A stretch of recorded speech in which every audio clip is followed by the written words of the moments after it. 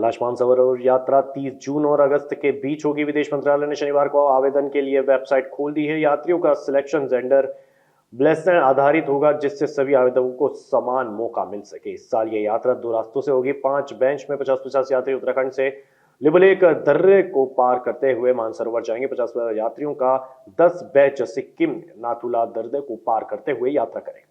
कैलाश मानसरोवर हिंदू, बौद्ध, जैन और बौद्ध अनुयायियों का पवित्र धार्मिक स्थल माना जाता है। 2020 से पहले हर साल करीब 50,000 हिंदू यहां भारत और नेपाल के रास्ते धार्मिक यात्रा पर जाते रहे हैं। इंदौर के ब्रिलियंट कन्वेंशन सेंटर में 27 अप्रैल को Madhya Pradesh take growth conclave 2025 का आयोजन होगा। इस कार्यक्रम का मुख्य उद्देश्य राज्य में निवेश की प्रगति को सही दिशा में लाना और विगत निर्णयों पर व्यापक चर्चा करना होगा। इंदौर कलेक्टर आशीष सिंह ने मीडिया से बातचीत में बताया कि कॉन्क्लेव के माध्यम से निवेश से जुड़े निर्णयों को अमल में ले जाने का रास्ता तलाश जाएंगे। साथ ही विभिन्न पक्षों के बीच सहयोग बढ़ाने पर भी जोर रहेगा। ग्लोबल इन्वेस्टर समिट 2025 के बाद यह आयोजन निवेश को धरातल तक उतारने की दिशा में एक अहम कदम साबित होगा।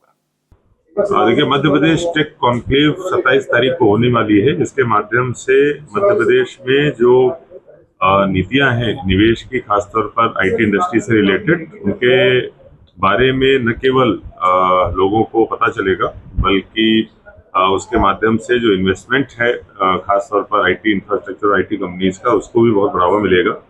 और उसी की तैयारियों के लिए माननीय मुख्यमंत्री जी के द्वारा एक संवाद यहाँ के जो आईटी इंडस्ट्री के उद्योगपति हैं उनके साथ वर्चुअली किया गया था, जिसके लिए वीसी आयोजित की गई थी और बहुत अच्छे तरीके से 27 तारीख के इवेंट आयोजित किया।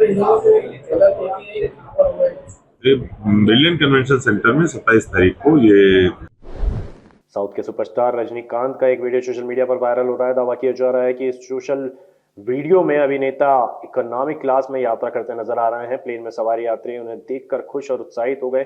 अभिनेता रजनीकांत अपने शानदार अभिनय के अलावा सादगी के लिए भी जाने जाते हैं। वायरल वीडियो में वो प्लेन में मुस्कुराते हुए चढ़ते हैं। एक शख्स यूजर द्वारा शेयर वीडियो में अभिनेता की एंट्री के पलों को कैद किया गया। देश के केवल 12% परिवार ही कार खरीद सकते हैं और स्थिति का मूल कारण भारत की बड़ी आबादी की आय में आई व्यापक स्थिरता है। कांग्रेस नेता जयराम रमेश ने यह बात कही। रमेश ने मारुति सुजुकी इंडिया के चेयरमैन आरसी भार्गव की टिप्पणी का हवाला दिया, जिसमें उन्होंने दावा किया कि भारत में कार खरीदना केवल 12% परिवारों तक ही सीमित। उन्होंने कहा, फिर भी हम मारुति सुजुकी इंडिया के चेयरमैन द्वारा की गई बातों पर ध्यान दिए बिना नहीं रह सकते, जिसका अर्थव्यवस्था पर बहुत प्रभाव पड़ता है। उन्होंने भार्गव के बयान का हवाला देते हुए कहा कि भारत में कार खरीदना मुख्य रूप से 12% परिवारों तक ही सीमित है, जिनकी वार्षिक आय 12 लाख रुपए से अधिक है। इंदौर में आयोजित पत्रकार वार्ता में नेता प्रतिपक्ष उमंग सिंगार ने सबसे पहले पहलगाम हमले पर शोक व्यक्त किया और पीड़ित परिवारों के प्रति संवेदना जताई। इसके बाद उन्होंने संविधान बचाओ यात्रा अभियान का ऐलान किया, जो 25 अप्रैल से 30 मई तक 4 चरणों में देश भर में चलेगा।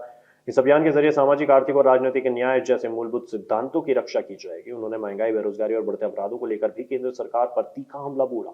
उमंग सिंगार ने कहा कि सोशल मीडिया पर सरकार के खिलाफ आवाज उठाने वालों पर कार्रवाई की जा रही है। व्यक्ति की स्वतंत्रता खतरे में है। उन्होंने प्रेस के स्वतंत्र पर चिंता जताई और भारत की मीडिया रैंकिंग में गिरावट को लेकर सरकार को घेरा। आखिर में उन्होंने 28 अप्रैल को ग्वालियर में राज्य स्तरीय विशाल रैली का ऐलान किया, जिससे संविधान बचाओ यात्रा का महत्वपूर्ण पड़ाव बताया।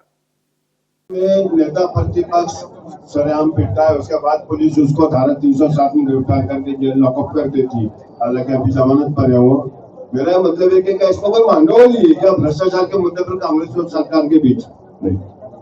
लेकिन पहली बात तो चिंतित चौक से भी यही कहूंगा कि जिस प्रकार से अगर वो न्याय के लिए लड़ रहे हैं, और वही अब मैं आपसे कह रहा हूं कि जब झूठे प्रकरण के, जब राहुल गांधी जी पे झूठे प्रकरण लादे जा रहे हैं, आम नेताओं पे, सांसद पे लड़ाया जा रहा है, तो चौकसी जी भी एक कड़ी है।